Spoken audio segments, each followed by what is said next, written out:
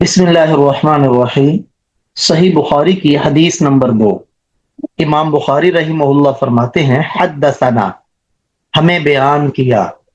اس لفظ پر ہم پچھلے سبق میں وضاحت پڑھ چکے ہیں۔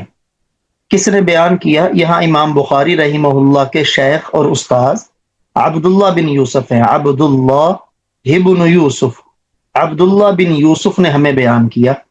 عبد پر یہ جو پیش ہے یہ حدثنا کا فاعل ہونے کی وجہ سے ہے، کیونکہ عربک میں سبجیکٹ اور فاعل ہمیشہ مرفوع ہوتا ہے، اور اللہ یہ نام سے پہلے بغیر الف لام کے اسم ہے۔ جب نام سے پہلے بغیر الف لام کے اسم آئے تو یہ آپس میں مضاف مضاف الیہ ہوتے ہیں۔ لفظ اللہ کے نیچے زیر کی یہ وجہ۔ پھر ابن کے لفظ پر پیش ہے، یہ صفت ہے عبداللہ کی، کیونکہ جب بھی ابن کا لفظ دو ناموں کے درمیان آئے تو پہلے نام کے لیے صفت، دوسرے کے لیے مضاف ہوتا ہے۔ یوسف یہ اگرچہ مضاف الیہ ہے، اور مضاف الیہ عربی میں ہمیشہ مجرور ہوتا ہے، لیکن اس کے اوپر فتحہ آیا کیونکہ یہ غیر منصرف ہے۔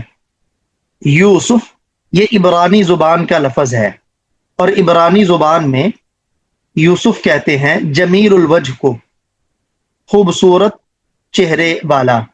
اس کے اندر ایک تو یہ عجمہ ہے، غیر عربی زبان کے لفظ کو عجمہ کہتے ہیں، اور دوسرا یہ نام ہے۔ یہ دو سبب جن کی وجہ سے یہ غیر منصرف ہے۔ امام بخاری رحمہ اللہ فرماتے ہیں ہمیں عبداللہ بن یوسف نے بیان کیا۔ یہ عبداللہ بن یوسف امام بخاری رحمہ اللہ تعالی، یحییٰ بن معین وغیرہ محدثین کے شیخ ہیں، امام مالک رحمہ اللہ تعالی کے شاگرد ہیں۔ پوری صحاح ستہ میں ان کے علاوہ کوئی دوسرا عبداللہ بن یوسف نہیں ہے۔ ان کی وفات مصر میں 218 ہجری کے اندر ہوئی۔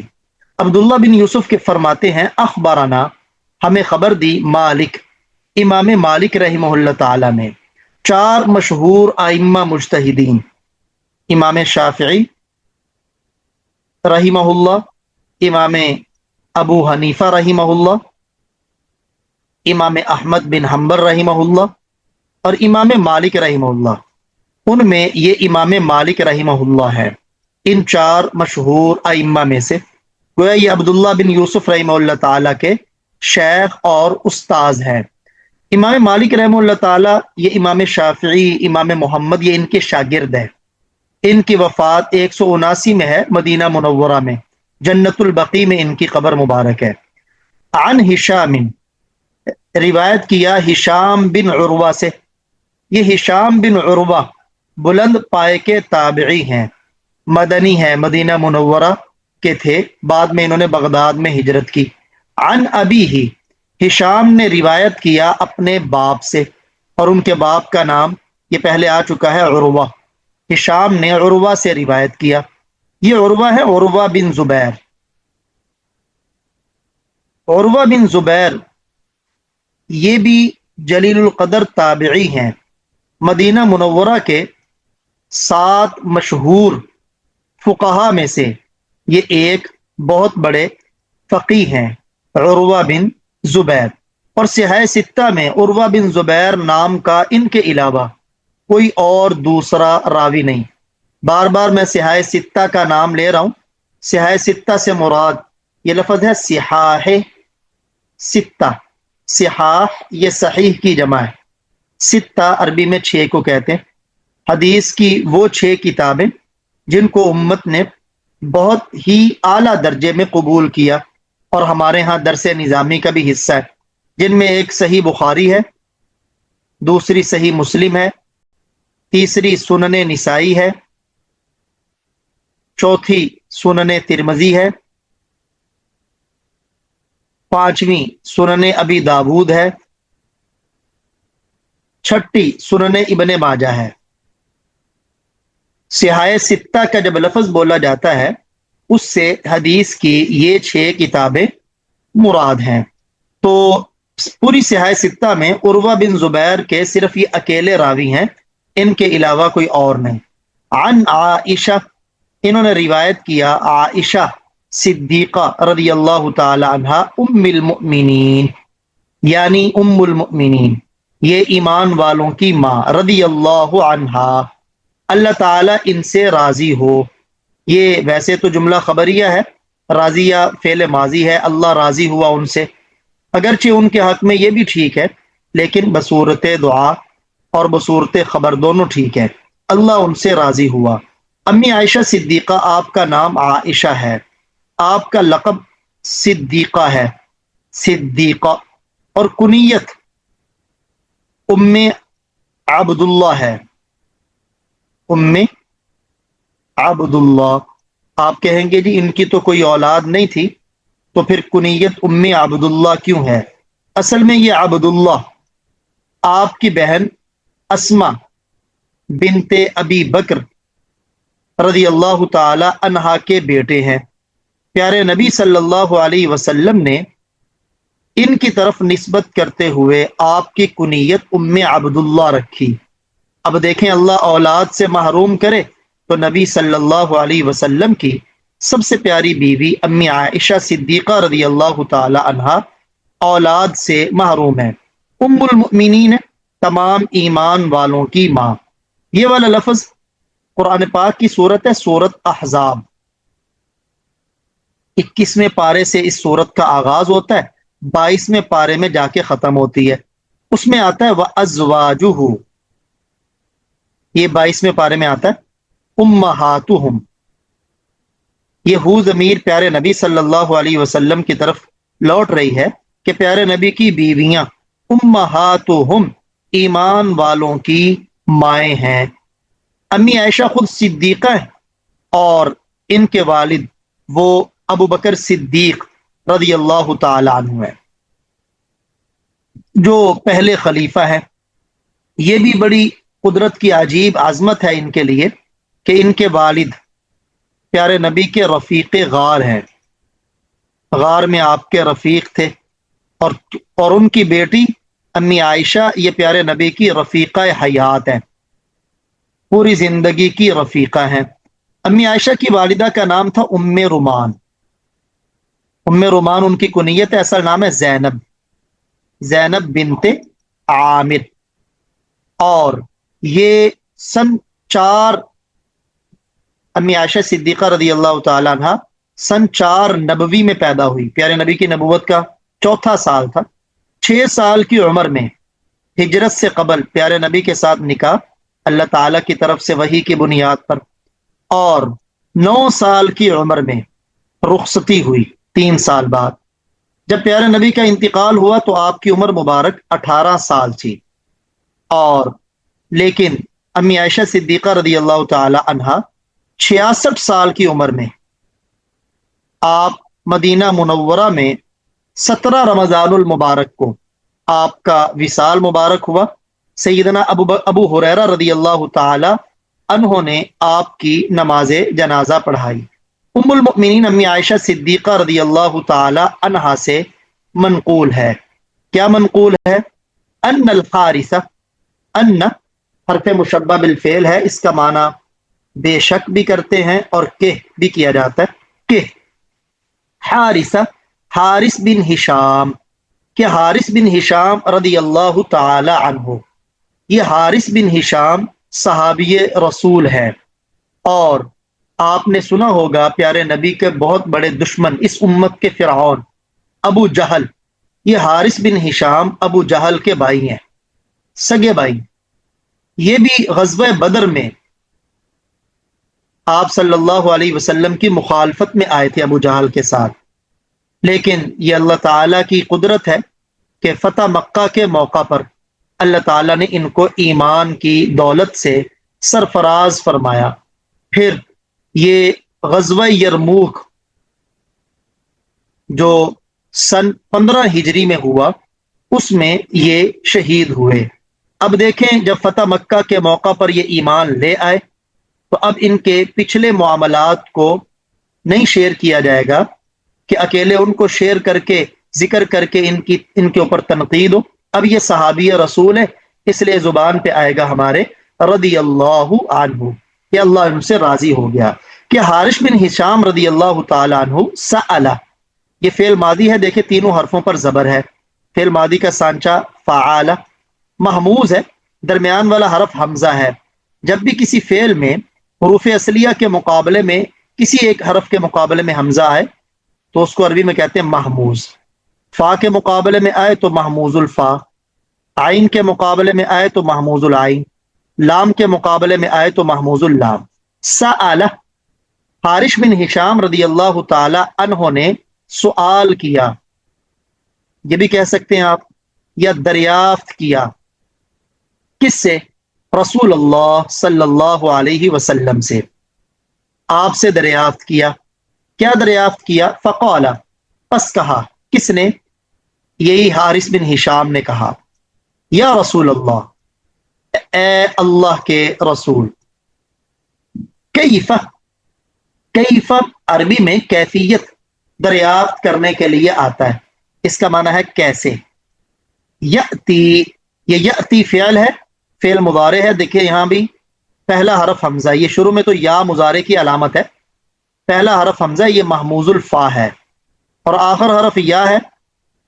تین حرف عربی میں حروف علت ہے، واو، الف اور یا۔ جب یا آخر میں آئے تو اس کو عربی میں کہتے ہیں ناقص۔ دوسرا نام معتل العین، معتل اللام بھی کہتے ہیں، کہ لام کے مقابلے میں حرف علت آیا۔ کیف یأتیک الوحی، اتا یأتی کا معنی ہے آنا، کا آپ کے پاس، آپ کے پاس، یہ الوحی یأتی کا فاعل ہے، آپ کے پاس وہی کیسے آتی ہے۔ یہ حارث بن ہشام رضی اللہ تعالی عنہ کا شک کی بنا پر سوال نہیں تھا، بلکہ اس وحی کی کیفیت دریافت کرنے کے لیے سوال تھا۔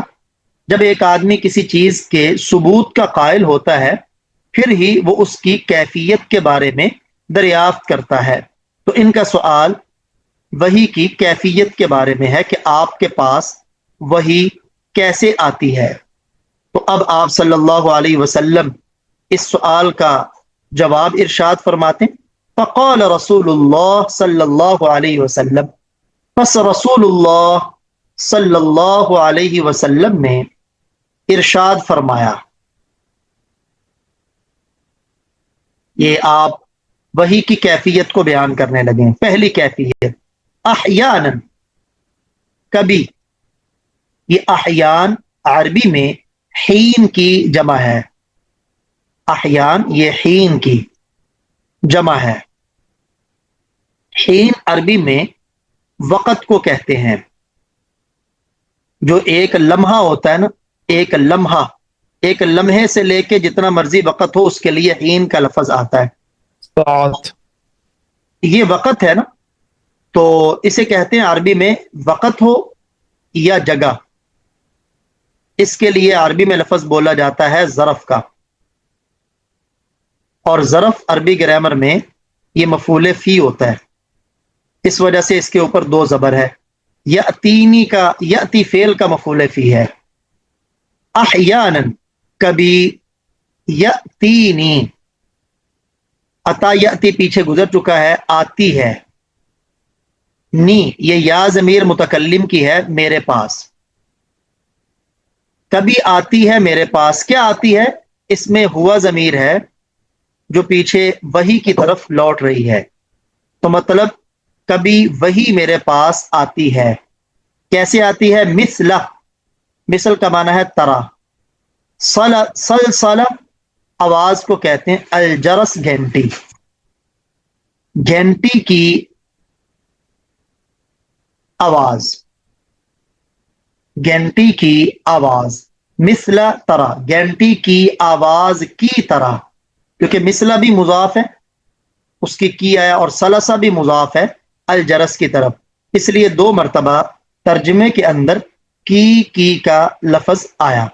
تو سلسلہ، یہاں پہلے سمجھیے گا کہ یہ سلسلہ کسے کہتے ہیں۔ عربی کے اندر سلسلہ اس آواز کو کہتے ہیں جو لوہے یا پتھر پر لوہے کی زنجیر کھینچنے سے پیدا ہوتی ہے،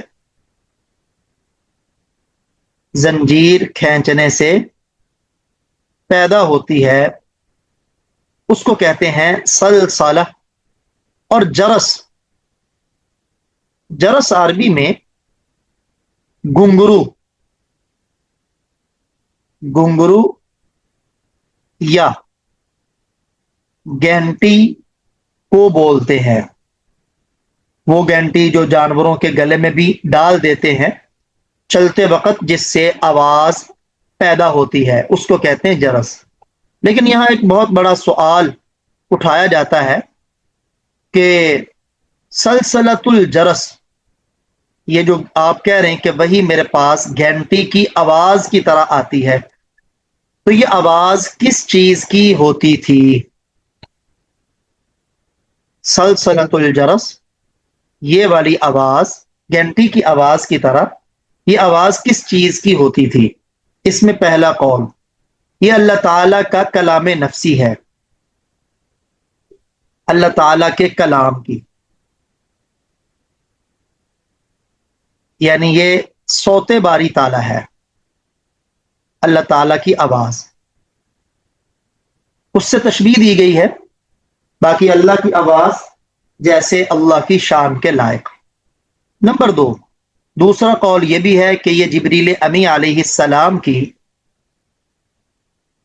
اصلی آواز ہے. تیسرا، یہ جبریل امی علیہ السلام کے پروں کی آواز تھی، پروں کی آواز. اس میں حکمت یہ تھی کہ آپ کو وحی کی طرف متوجہ کیا جاتا تھا، جیسے ٹیلی فون میں پہلے متوجہ کرنے کے لیے گھنٹی بجتی ہے نا، پھر بات شروع ہوتی ہے. بہرکیف جمہور محدثین کا کہنا یہ ہے کہ یہ وحی کی آواز ہوتی تھی،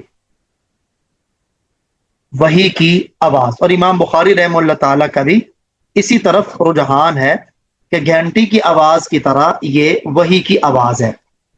تو حارث بن ہشام رضی اللہ تعالی عنہ کا سوال، آپ کے پاس وحی کیسے آتی؟ تو پہلا جواب، گھنٹی کی آواز کی طرح. وہ ہوا، اور وہ، واو کا معنی اور، ہوا کا معنی وہ.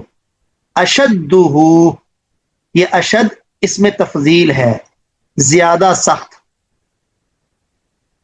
یہاں یہ اضافت کے ساتھ استعمال ہوا ہے، اور وہ زیادہ سخت ہوتی تھی. علیہ، یہ دو لفظ ہیں، ایک ہے اعلی اور ایک ہے اس کے ساتھ ملی ہوئی متکلم کی ضمیر یا. اعلی میں بھی یا ہے، دوسری یا یہ ملی تو پڑا گیا علیہ. اس کا ترجمہ ہے مجھ پر، اور وہ مجھ پر بڑی سخت ہوتی تھی. آپ صلی اللہ علیہ وآلہ وسلم کو وحی کی اس کیفیت کو سخت قرار دینا، اس کی وجہ کیا ہے؟ دراصل اس شدت کی وجہ یہ ہے کہ فائدہ دینا، جس کو عربی میں کہتے ہیں افادہ، اور فائدہ لینا، حاصل کرنا یا لینا، اس کو کہتے ہیں استفادہ. اس لیے بعض لوگ یہ جو لفظ بولتے ہیں نا، ہم استفادہ حاصل کر رہے ہیں، یہ غلط ہے. ہم استفادہ کر رہے ہیں، حاصل کرنا اس کے اندر ہی ہے. آپ کی بات میں کیا افادہ ہے، یعنی یہ کیا فائدہ دیتی ہے. تو جب بھی کسی بات سے کوئی فائدہ حاصل کیا جائے تو متکلم اور مخاطب کا، جو متکلم بات کرنے والا ہے اور مخاطب سننے والا ہے، ان دونوں کا ہم صفت ہونا ضروری ہے. ان دونوں کا ہم صفت ہونا ضروری، یعنی دونوں کے درمیان مناسبت کا ہونا ضروری ہے. تو یہاں دو صورتیں ہوتی، کبھی تو آپ صلی اللہ علیہ وآلہ، کیونکہ جبریل امی وہی لے کے آ رہے ہیں اور وہ تو نور سے بنے ہوئے ہیں، تو کبھی متکلم سے مراد فرشتہ یعنی جبریل امی علیہ السلام، کبھی تو فرشتہ وہ پیارے نبی کی صفت اور صورت کو اختیار کرتا. یہ صورت پیارے نبی کے لیے آسان تھی، زیادہ سخت نہیں ہوتی تھی. نمبر دو، دوسری صورت یہ ہوتی کہ کبھی پیارے نبی صلی اللہ علیہ وآلہ وسلم پر، یعنی سامع اور متکلم پر، سامع اور مخاطب پر، کبھی سامع اور مخاطب پر فرشتے کی صفت کو غالب کر دیا جاتا. فرشتے کی صفت کو غالب کر دیا جاتا. تو یہ دوسری صورت جس میں فرشتے کی صفت کو غالب کیا جاتا، یہ آپ صلی اللہ علیہ وسلم پر سخت گراں ہوتی تھی، کیونکہ پیارے نبی کی حالت میں تغیر واقع ہوتا. تو جب بشریت پر ملکیت صفت کا غلبہ ہوتا تو اس میں آپ فرما رہے ہیں کہ یہ والی حالت اور کیفیت مجھ پر زیادہ سخت ہوتی تھی. فَيُفْسَمُ عَنِّي، یہاں یہ مجہول لکھا ہوا ہے، اس کے اندر اسے معروف بھی پڑھا گیا ہے، مجہول بھی پڑھا گیا ہے، لیکن زیادہ بہتر ہے کہ اسے پڑھیں ہم فَيَفْسِمُ عَنِّي. فَسَمَ يَفْسِمُ اس کا معنی ہے جدا ہونا، جدا ہونا، انقطاع اور منقطع ہونا. فَيَفْسِمُ پس وہ جدا ہوتی، عنی مجھ سے، یا وہ کیفیت ختم ہوتی، منقطع ہونا ختم ہونا، ختم ہوتی عنی. یہ بھی دو لفظ ہیں، ایک ہے عن اور اس کے ساتھ ملی ہے متکلم کی ضمیر یا. تو جب اس طرح ملتی ہے تو یہ عنی پڑھا جاتا ہے، معنی مجھ سے.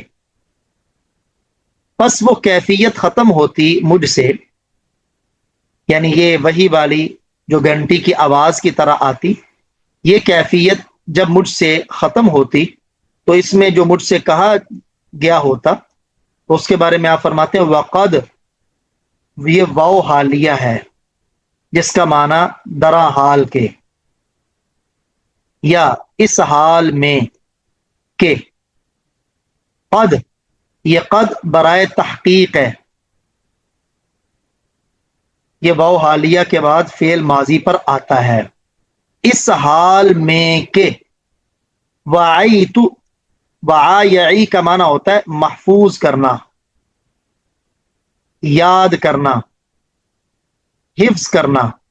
اس حال میں کہ میں محفوظ کر چکا ہوتا عنہ اس سے، کس سے؟ فرشتے سے.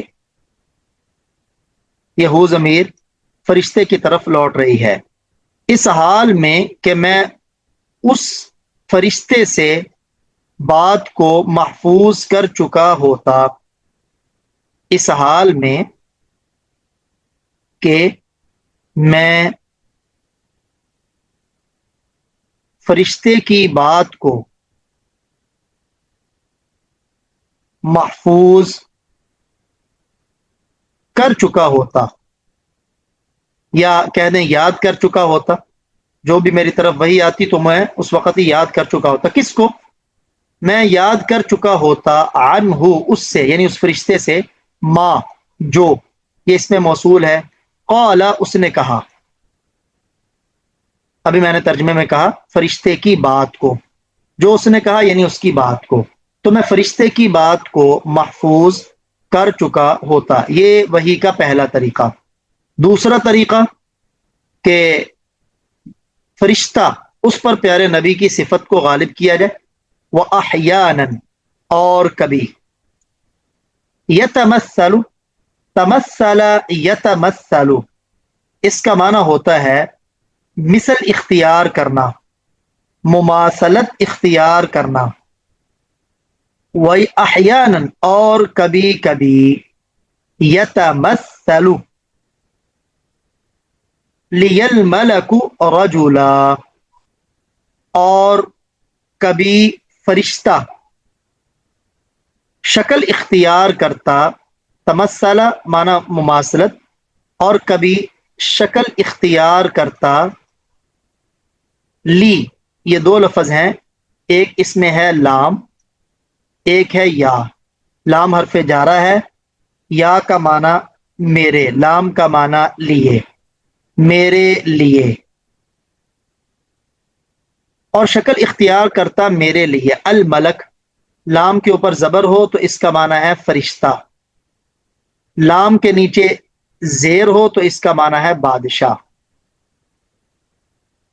میرے لیے شکل اختیار کرتا فرشتہ، کس کی؟ رجلاً آدمی کی. اور عموماً وہ دحیہ قلبی رضی اللہ تعالی عنہ کی شکل میں آتا، یعنی جبریل امی آتے. پھر ہوتا کیا؟ فَيُكَلِّمُنِي پھر وہ مجھ سے بات کرتا. کلم یکلم کا معنی بات کرنا، یا یہ متکلم کی ضمیر ہے مجھ سے، پھر وہ مجھ سے بات کرتا، یعنی جو وہی ہوتی وہ مجھے بتاتا۔ فاعی یہاں تھا وعیت، یہ فعل ماضی ہے، اعی یہ فعل مضارع میں واحد متکلم ہے، دونوں کا روٹ ورڈ ایک ہی ہے، واو عین اور یا۔ اس کا معنی پس میں محفوظ کر لیتا، اعی پس میں محفوظ کر لیتا یا یاد کر لیتا، ما جو، یہ وہی جو جیسے یہاں تھا، وہاں قالا فعل ماضی تھا، یہاں یقول فعل مضارع ہے، جو وہ کہتا، یعنی فرشتے نے جو کہا ہوتا وہ میں محفوظ کر لیتا، یاد کر لیتا۔ یہ دوسری صورت ہے جو آپ کے لیے آسان تھی بنسبت پہلی صورت کے۔ فیکلمنی، اس کا گویا با محاورہ ترجمہ یوں ہوگا، وَأَحْيَانًا اور کبھی، يَتَمَثَّلُ لِيَ الْمَلَكُ رَجُلًا اور کبھی ایسا ہوتا کہ فرشتہ، یہ ملک کا ترجمہ، انسان کی شکل میں، یکلمنی مجھ سے بات کرتا، کبھی فرشتہ انسان کی شکل میں مجھ سے بات کرتا، گفتگو کرتا، فاعید تو میں اس کے کلمات کو یا اس کی بات کو محفوظ کر لیتا،